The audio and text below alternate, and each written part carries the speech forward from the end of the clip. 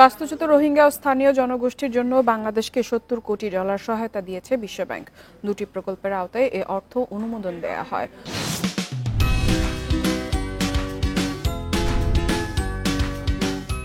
বুধবার বিশ্বব্যাংকের এক সংবাদ বিজ্ঞপ্তিতে এ তথ্য জানানো হয়। এতে বলা হয়, বিশ্বব্যাংকের পর্ষদ বাংলাদেশে আশ্রিত বাস্তুচ্যুত রোহিঙ্গা জনগোষ্ঠী ও তাদের আশ্রয়দাতা কক্সবাজারের স্থানীয়দের জন্য মৌলিক সেবা দিতে এই অর্থ অনুমোদন করে। 2017 সাল থেকে সহিংসতার কবলে পড়ে প্রায় 10 লাখ রোহিঙ্গা মিয়ানমার থেকে বাংলাদেশে পালিয়ে আসে।